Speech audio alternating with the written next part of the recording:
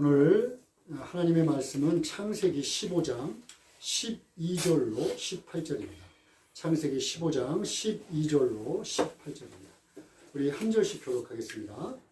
해질 때에 아브라함에게 깊은 잠이 임하고 큰 흑암과 두려움이 그에게 임하였더니 여호와께서 아브라함에게 이르시되 너는 반드시 알라. 내 자손이 이방에서 객이 되어 그들을 섬기겠고 그들은 400년 동안 내 자손을 괴롭히리니 그들이 섬기는 나라를 내가 징벌할지며 그 후에 내 자손이 큰 재물을 이끌고 나오리라.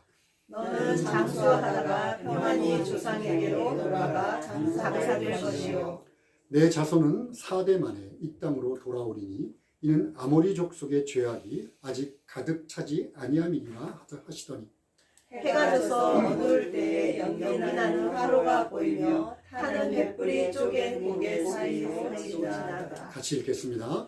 그날에 여호와께서 아브라함과 더불어 언약을 세워 이르시되 내가 이 땅을 애굽 강에서부터 그 큰 강 유브레 닿기까지 내 자손에게 주노니. 아멘. 오늘 설교 제목은 아브라함 계약과 예수의 십자가라는 제목으로 여러분과 함께 은혜를 나누고자 합니다.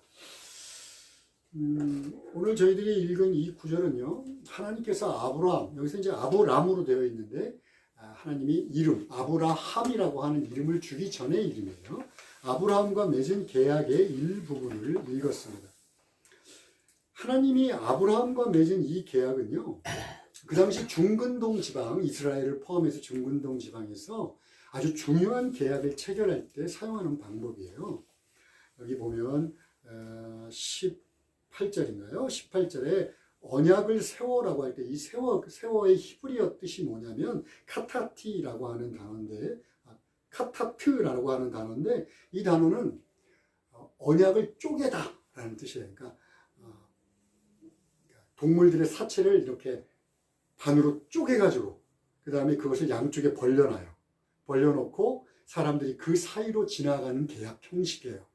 그러니까 왜 이 계약을 하냐면 중요한 두 가지 의미가 있는데, 하나는 우리들이 세우는 이 계약은 이렇게 생명, 아주 존귀한 생명을 죽여서까지라도 이 존귀한 생명에 세우는 아주 엄중한 계약이야 라는 것을 나타내는 거예요.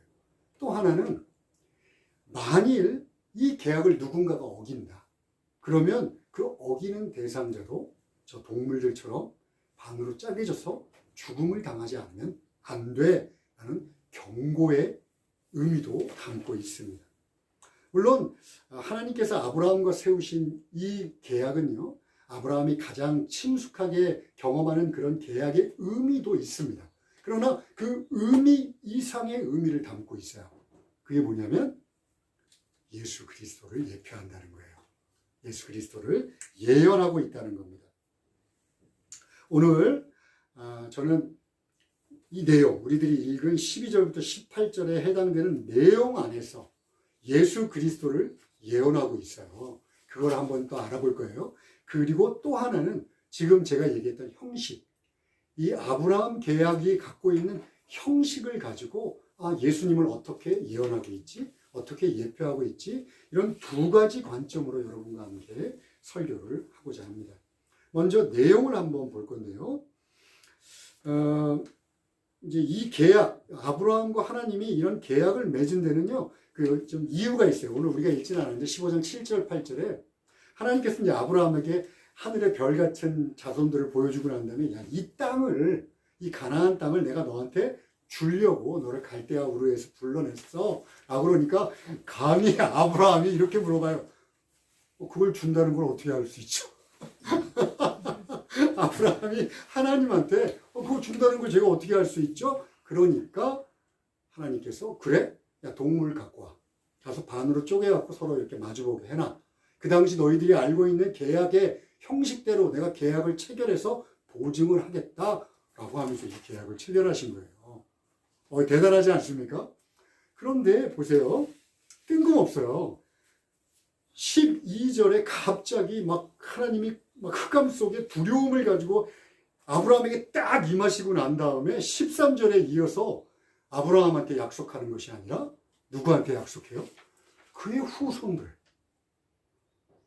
어떻게 확인할 수 있습니까? 그랬더니 너희 후손이 이방, 그러니까 애굽에서 400년, 약 400년 동안 노예 상태로 있다가 그들이 회복돼서 이 가나안 땅으로 돌아올 거야. 그러니까 아브라함하고 계약을 맺으면서 그 계약의 성취는 누구하고 하는 거예요, 지금? 그의 자손들과 하겠다는 것을 지금 하나님께서 아브라함 계약으로 하고 계세요. 여기에는 아주 중요한 구속사적인 의미가 있습니다. 바로 인류를 구원하시고자 하는 하나님이 인류를 구원하시는데 중요한 이것을 나타내지 않으면 안 되는 것이 하나 있는데 그것을 나타내기 위해서 아브라함 계약을 지금 하고 계시는 거예요. 자, 우리 그거를 한번 알아봅시다. 여러분, 성경을 구약, 신약으로 나누는 건 알고 계시죠? 죄송합니다. 구약은 옛 약속, 그죠? 신약은 새로운 약속이에요. 그러니까 구약은 이제 아담을 창조하신 데부터 아담으로부터 시작해서 수많은 사람들과 약속을 하세요. 개인적인 약속, 아담, 아브라함, 오늘 봤던 아브라함, 모세, 다윗 이런 개인적인 약속도 하지만 이스라엘과 공동체적으로 하는 약속도 있고 심지어 이방과 하는 약속도 있어요. 그러니까 구약은 하나님이 인간들과 하신 약속, 그래서 구약이에요. 약속. 그런데 이 약속은요, 우리가 돋보기를 햇빛에 대갖고 불을 낼 때는 어떻게 해요? 초점을 한 군데다 모아야 되잖아요. 그것처럼 초점이 한 군데로 쫙 모여져요. 그게 뭐냐면 예수 그리스도입니다. 그러니까 구약의 모든 약속들, 아담으로부터 시작해서 한 모든 약속들은 바로 이 예수 그리스도를 예언하고 있다고 봐야 해요. 그럼 신약은 뭐예요? 이런 약속된 예수 그리스도가 오신 것, 그리고 이 오신 예수님이 다시 오시겠다는 약속, 이것이 신약인 거죠. 자, 실제로 오늘 본문도 이러한 관점으로 봐야 되는데요. 본문의 내용을. 실제로 이제 하나님이 너의 후손들이 가나안으로 돌아올 거야 라고 했던 그 약속대로 이방에 객이 돼서 고생을 해요. 어디에 객이 되죠? 노예가 되죠? 우리가 잘 아는 출애굽한 그 애굽, 이집트. 거기에서 노예가 돼갖고 400년 동안 생고생을 합니다. 그런데 역시 하나님이 지금 약속하신 대로 어떻게 돼요? 탈출해서 가나안 땅으로 돌아와요. 그런데 그 중에 그 사이에 바로 왕이라고 하는 에집트의 애굽의 왕이 잘 가세요 이렇게 얘기하나요? 그렇지 않죠. 거부하죠. 절대로 이스라엘 백성들 그 노예들을 내보낼 수 없어. 그러니까 하나님이 어떻게 합니까? 재앙을 그곳에 내려요. 그래서 한 가지, 두 가지, 세 가지, 네 가지 해서 9가지 재앙을 내렸는데도 바로가 계속 고집을 부립니다. 마음을 이랬다 저랬다 바꾸면서 계속 고집을 부려요. 그러니까 마지막 10번째 재앙을 내리죠. 우리가 잘 알고 있습니다. 그죠? 애굽에서 살아있는 모든 것들의 처음 난 것들. 그러니까 사람만이 아니에요. 동물들을 포함해서 숨을 쉬고 있는 모든 것들의 처음 난 것을 다 죽여버리겠다라고 재앙을 내리십니다. 그러면서 그때 이스라엘 백성들한테는 모세를 통해서 명령을 하죠. 흠없는 1년 된 수량을 잡아서 그 피를 문 기둥과 카모이라고 그러는데 여기다 발라라. 그러면 죽음의 사자가 그걸 보고 건너뛰겠다. 그래서 6월절인 거예요. 6월 건너뛴다 라는 뜻이에요. 그리고 이 양이 6월절의 양입니다. 그런데 이것이 왜 중요하냐면 자, 하나님이 내리신 아브라함의 이 계약, 아브라함과 맺은 계약은 실제로 1차적으로 이 이스라엘 백성들이 이 6월절을 특히 출애굽 사건 중에 6월절의 양을 통해서 1차적으로 완성됐어요. 근데 아까 좀 전에 제가 뭐라고 그랬대요? 모든 계약은 누구를 향하고 있다? 예수 그리스도. 성경에서 우리를 예수 믿은 자들을 아브라함의 후손이라고 합니다. 믿음의 후손. 알고 계시죠? 그러니까 여러분이나 저나 믿음의 조상은 누구예요? 아브라함. 그런데 우리가 로마서 6장을 보면 다 죄의 노예다 이렇게 되어 있어요. 그러니까 죄에 얽매여서 우리는 하나님이 약속하신 가나안 땅, 저 천국으로 들어갈 수 없는 몸이에요. 그런데 하나님께서 우리들에게 그 죄의 노예 상태에 해방돼서 가나안 땅으로 들어갈 수 있는, 약속의 땅으로 들어갈 수 있는 방법을 제시하셨는데, 이것도 역시 유월절의 양을 통해서예요. 유월절의 양을 통해서. 이것을 베드로전서 1장 19절에서 뭐라고 하냐면, 흠없고 점도 없는 거룩한 그리스도의 피로 말미암아. 다시요. 거룩한, 흠없고 점없는 어린 양인 거룩한 그리스도의 피로 말미암아 너희가 구원을 받고 약속한 땅을 유업으로 얻었다라고 얘기합니다. 그러니까 궁극적으로 아브라함과 맺은 이 계약은 1차적으로 누구를 통해서 완성됐다고요? 아브라함의 후손 이스라엘을 통해서 완성됐어요. 그런데 그것은 무엇을 가리키고 있냐면 그리스도 예수의 십자가의 사건을 가리키고 있는 거예요.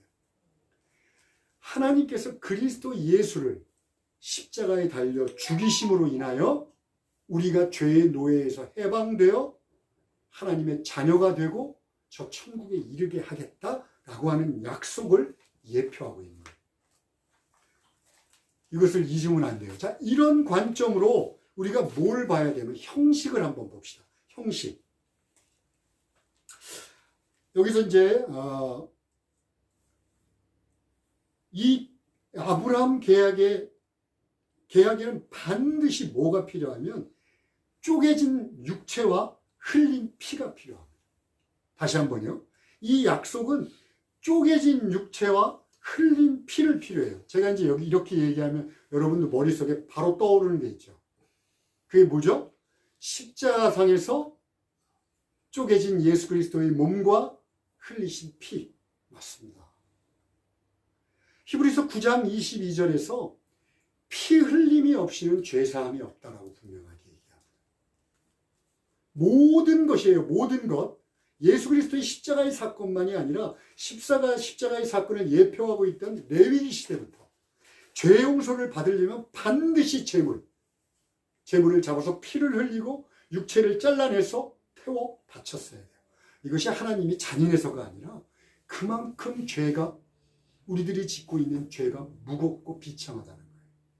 그리고 그 죄로 인해 받아야 하는 결과, 그 결과가 이처럼 잔인하고 비참한 죽음을 필요로 한다는 거예요. 그런데 이런 생각만 가질까 하지만 동시에 어떤 생각을 가져야 하냐면, 아, 그렇군요. 저희들이 지은 죄, 이것이 해결이 안다면 그 결과 우리는 어떠하다고요? 처참한 죽음. 지금 아브라함 계약처럼 완전히 쪼개져서 피를 흘리고 갈라진 죽음을 맞이해야 되는데, 이 대신에 예수 그리스도를 십자가에서 몸을 자르시고 쪼개시고 피를 다 흘리셔서 우리 대신 계약을 맺으신 거예요. 너희들을 용서하겠다는 계약. 그리고 우리는 그것을 믿으면 그 십자가의 길을 통해서 하나님이 약속하신 가나안 땅으로 갈 수 있는 은혜의 약속인 겁니다. 자, 이 아브라함과 맺은 쌍방 계약은요, 이렇게 동일한 쪼개진 몸과 흘린 피를 요구한다고 하는 것이 동일하다면 아주 다른 부분도 있어요. 그게 뭐냐면 아까도 얘기했습니다. 아브라함 당시에 맺었던 계약은 쪼개진 육체 사이를 쌍방이 지나갑니다. 계약의 당사자가. 지나가면서 뭘 본다고요? 아, 우리가 약속을 어기면 저렇게 돼. 그러면서 그 책임을 쌍방이 져요. 그런데 오늘 17절을 보면 이 계약은, 아브라함과 하나님이 맺으신 계약은 타는 횃불과 연기나는 화로라고 되어 있는 하나님의 임재가 홀로 지나갑니다. 홀로. 아브라함은 지나가지 않아요. 홀로 지나가요. 이게 무엇을 의미하냐면 하나님께서 일방적으로 책임져 주시겠다는 거예요. 쌍방의 책임이 아니라 하나님이 홀로 책임지시겠다는 거예요. 어떤 책임을 지겠다는 거예요? 내가 이것을 만약에 지키지 않으면 내가 이렇게 쪼개진, 하나님이 감히 쪼개진 몸과 피 흘려 죽은 이 동물들처럼 되겠다고 자신을 호언장담하시는 거예요. 놀랍지 않습니까, 여러분? 그리고 여기에는 동일하게 하나님이 자신감이 들어있는 거예요. 내가 전지전능한 창조주 하나님이야. 너희들에게 책임 따위는 맡기지 않아. 이 약속이 형성되면 처음부터 끝까지 내가 책임을 지고 이 약속을 지켜. 이 하나님의 마음이 여기에 들어가 있습니다. 여러분, 십자가의 사건도 똑같습니다. 이 십자가의 사건은요, 우리들과 함께 책임을 지고 함께 어떤 계약의 당사자가 아니라 하나님이 일방적으로 당신의 전지전능하심과 창조주와 변개치 않음, 신실하지 않음, 신실함, 한 번도 약속을 어기신 적이 없는 그 신실함을 가지고 예수 그리스도를 믿는 자들에게는 내가 그때부터 시작해서 끝까지 내가 책임지겠다라고 하는 약속이에요. 그러니까 내가 예수를 바로 믿었어. 그러면 그 다음부터는 흔들리지 말아야 합니다. 하나님께서 너를 책임지고 저 가나안 땅에 들어갈 때까지 이 계약을 완수하겠다는 약속이거든. 이것을 확증해 주는 것이 이 18절에 나오는 맨 끝에 내 자손에게 주노니라고 하는 이 주노니입니다. 이게 나타티라고 하는 히브리어인데요. 이 시제가 굉장히 중요해요. 아까 제가 말씀드렸어요. 아브라함과 계약을 체결할 때는 누구에게 이 약속을 성취시키겠다고요? 자손들, 장래 몇백 년이 지나서 올 그 자손들에게 성취하겠다는 건데, 이거의 시제는 과거 완료형이에요. 완료형. 무슨 얘기예요? 미래에 일어날 사건이지만 미래에 일어날 사건이 아니라 완료된 사건으로 하나님이 얘기하세요. 왜? 하나님이 보증을 쓴 거니까. 아까 얘기했잖아요. 일방적인 책임을 갖고 하나님이 보증을 선 거니까 이것은 하나님이 자신의 전능하신 능력과 신실함을 가지고 반드시 지키겠다는 거예요. 이것도 역시 예수 그리스도와 동일합니다.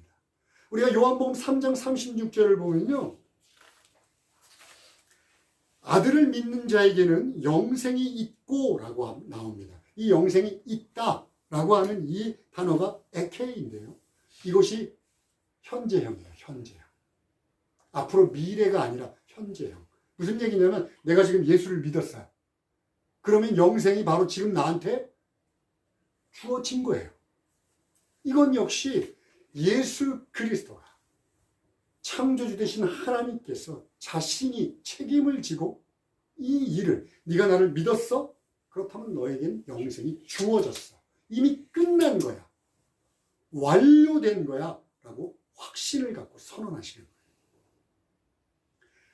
이게 바로 하나님께서 우리에게 아브라함 계약이라고 하는 것을 통해서 얘기하고 싶은 거예요. 정리를 한번 해볼까요? 아브라함 계획은 아브라함과 맺어지는 그 후손들에 의해서 성취됩니다. 그리고 1차적으로 성취됐어요. 그리고 2차적인 성취가 누구를 통해서 이루어지고 있다고요? 우리들을 통해서 이루어지고 있어요. 우리들을 죄의 노예 상태로 건지셔서 하나님이 일방적인 책임을 지시고 우리를 끝까지 하나님의 자녀로 약속의 땅에 들어갈 때까지 책임지시겠다. 이를 위해서 그리스도 예수를 희생제물로 삼으셨다. 계약의 조건으로. 십자가에 달아서 몸을 쪼개시고 그리고 피를 흘려서 내가 너희와 계약을 맺기를 원한다. 라고 하나님이 지금 얘기하고 계신 거예요. 여러분, 우리는요, 신앙의 초보와 원점을 헷갈려서는 안 됩니다. 초보라는 것은 제가 지난주 말씀드렸어요. 그죠? 신앙이 잘하지 않는 사람들. 늘 젖먹이처럼 칭얼대고 달라달라하고 자기만 봐달라고 하는 사람들. 이 사람들을 신앙의 초보라고 해요. 그런데 신앙의 원점은 완전히 다른 개념입니다. 하나님이 나를 얼마큼 사랑하시는지, 나를 위해서 어떠한 희생을 지불하셨는지, 그리고 내가 예수 믿고 있는 이것이 지금 아브라함이 본 것처럼, 아담이 본 것처럼 수천 년 전에 치밀하게 계획되고 준비되어서 힘들고 어려운 과정들을 거쳐서 우리가 예수를 믿었다는 것이에요. 하나님이 왜 굳이 그 수천 년에 걸쳐서 이 예수 그리스도를 예표하며 하나하나 예언을 하고 우리들을 부르셨을까요? 우리들의 구원이 하나님의 사랑이 얼마나 중요한지를 나타내고 있기 때문에 그래요. 오늘 아브라함 계약에서 우리가 봤지만 하나님과 우리들이 맺는 계약은요, 말도 안 되는 계약입니다. 사실 하나님이 일방적으로 손해보는 계약이에요. 여러분들 그 계약을 위해서 뭘 하셨나요? 혹시 저나 여러분이나 계약을 위해서 도대체 뭘 했죠? 그런데 하나님은 자신의 외아들을 희생시켰어요. 그것도 아주 비참한 방법으로 희생시켰어요. 그리고 복잡하게 예언을 해서 내가 이것을 이룰 때, 지난 2000년 전에 예수 그리스도가 이룰 때까지 내가 이것을 너희들에게 계속 예언하겠다. 마음을 다해서 우리들에게 말씀하셨어요. 이 계약을 지키자. 이 계약을 맺자. 오늘 제가 이 아브라함 계약을 강조하는 이유는 바로 이 신앙의 원점으로 우리가 돌아가자라고 하는 곳에 있습니다. 여러분, 신앙이 성장한다, 신앙이 대단히 좋아졌다라고 하는 것은요, 이 원점으로 계속 끊임없이 돌아가서 그리스도 예수, 생명 되신 예수와 그 예수를 우리에게 보내주신 하나님을 분명하게 알고 분명하게 믿는 것 외에는 없습니다.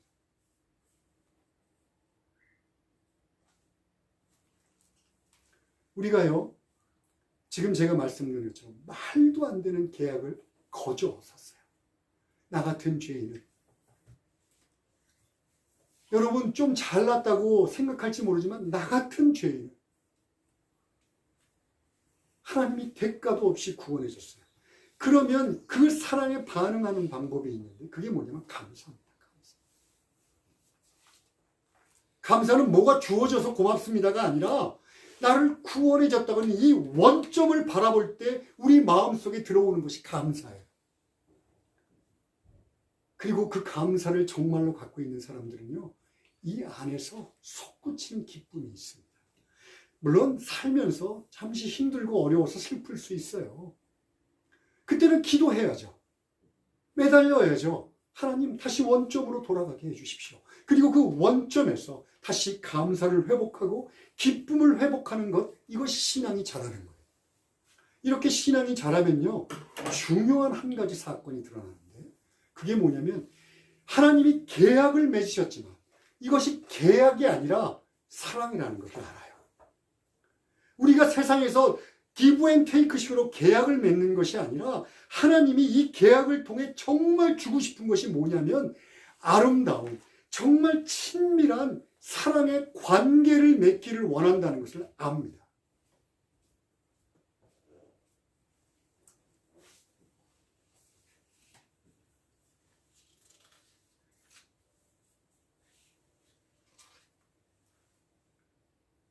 그런데 이 사랑의 관계 안으로 들어오지 못하는 분들이 있어요. 여러분, 우상숭배는 안 하고 계시죠? 우상숭배는 하나님께서 가장 싫어하는 것이고 반드시 벌하겠다고 하신 거니까 우상숭배를 대놓고 하는 분들은 없으리라 믿습니다. 그런데 이 우상숭배가 철저하게 계약에 근거한 관계라는 걸 아십니까? 우상숭배는 전형적인 give and take의 계약 관계예요. 즉 내가 이러저러한 걸 하면 너는 이러저러한 걸 꼭 나한테 해줘야 해. 내가 너한테 얻고 싶은 게 있어. 그럼 내가 이러저러한 걸 할 테니까 너는 거기에 상응하는 것을 나한테 줘. 이것이 우상 숭배입니다. 그러니까 계약의 관계 이상도 이하도 아니에요. 우상은 원래 인격이 없으니까 인격적인 관계나 우상들에게 사랑을 하거나 서로 아름답고 친밀한 관계를 누리는 게 아니라 필요하면 가서 엎드리고 달라. 내가 뭘 할 테니까 달라 그러면 우상은 주면 그걸로 끝입니다. 그걸로 만사오케이예요. 그런데 불행히도 예수를 믿었다는 사람들 중에서도 신앙의 경력과 상관없이 이런 우상 숭배의 신앙생활을 하는 사람들이 있어요. 즉 give and take의 신앙생활을 하는 사람들이 있어요. 하나님한테 내가 이러이러한 걸 잘하면 하나님이 나한테 이러이러한 걸 주세요. 내가 예배 잘 드리면, 내가 헌금 많이 하면, 내가 봉사 많이 하면, 심지어 전도 많이 하면 하나님 거기에 상응하는 뭔가를 주세요.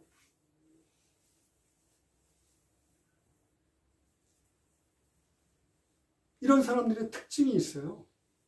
두려움과 습관과 억지예요.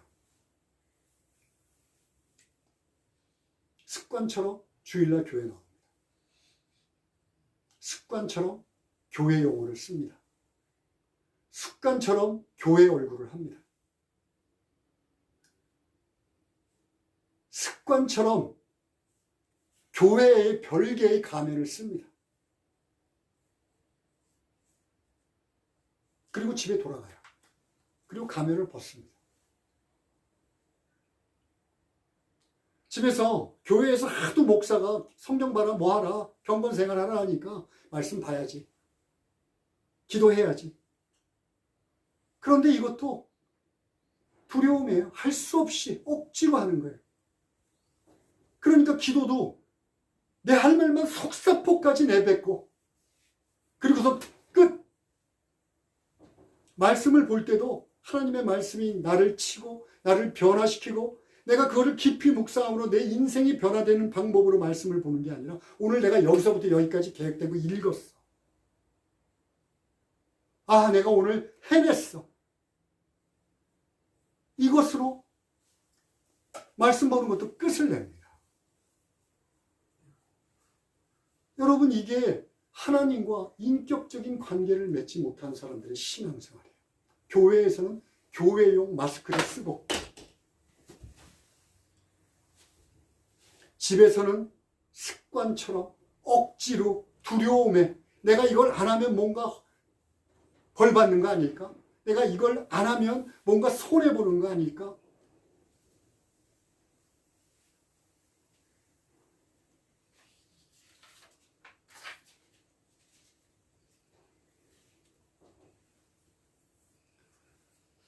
암흑 속에서 이 세상이 어둠이라고 했으니까 아무것도 모르고 하나님을 알지 못하는 사람들이 우상 숭배를 한다고 우리는 아주 자연스럽게 얘기합니다.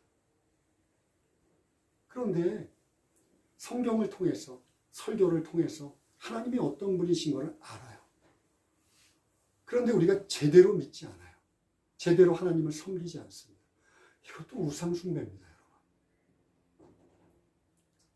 하나님을 제대로 믿지 않고 제대로 섬기지 않는 것도 우상 숭배예요. 하나님이 반드시 벌하겠다고.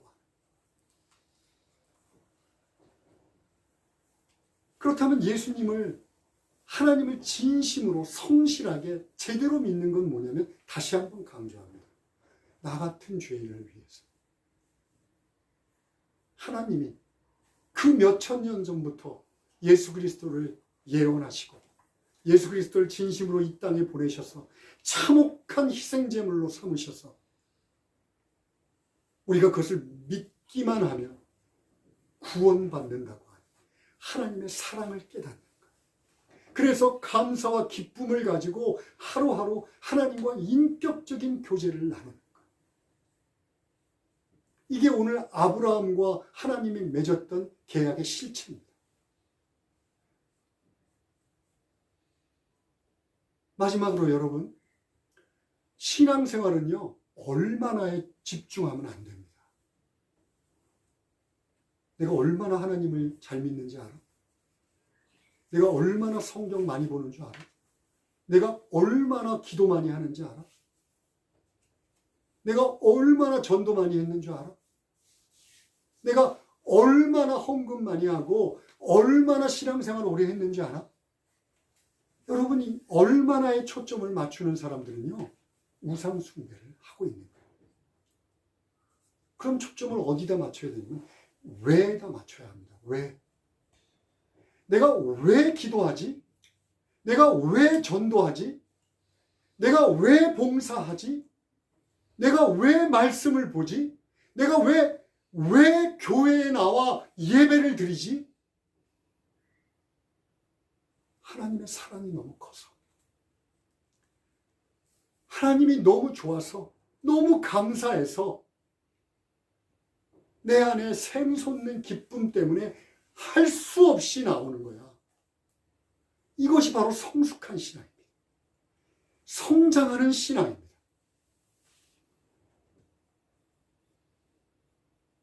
여러분, 얼마나 내가 대단한 신앙인을 갖고 있는다고 하나님께서 너 성숙하다라고 얘기할까요? 하나님의 입장에서 하나님은요, 딱 한 가지를 원하십니다. 내가 너를 사랑한다. 너도 날 사랑해 주겠니? 만약 여러분 예수를 믿었는데 이 기쁨과 감사를 잊어버렸습니까? 그냥 습관처럼, 아니면 뭔가 손해볼 것 같으니까, 뭔가 두려워서 하나님 예배하고 예수님 믿고 있습니까? 회개하십시오. 회개해야 합니다. 여러분들 우상 숭배와 다름없는 신앙생활을 하고 있는 거예요.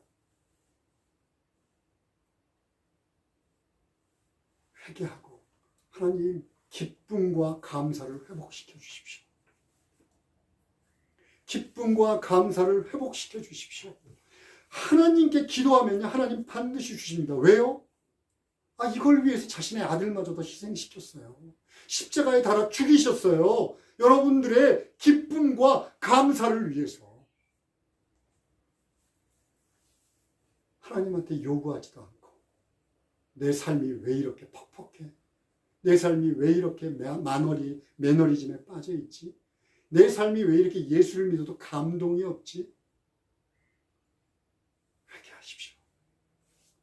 그리고 오늘 아브라함 계약을 통해서 하나님이 갖고 계신 그 뜨거운 마음, 그 사랑의 마음을 깨닫고 하나님 앞으로 돌아가십시오. 기도하시겠습니다. 하나님 아버지, 저희들이 정말 이 신앙의 원점으로 돌아가 감사와 기쁨을 가지고 주님을 만나기를 소망합니다. 주님, 이것 외에 하나님을 바로 믿을 수 있는 방법은 없습니다. 어떤 외형적이나 행위가 우리들의 믿음을 증거하는 것이 아니라 내가 왜 그것을 하고 있는가, 이것이 나의 신앙을 증거합니다. 주님 감사합니다. 예수님의 이름으로 기도하옵나이다. 아멘.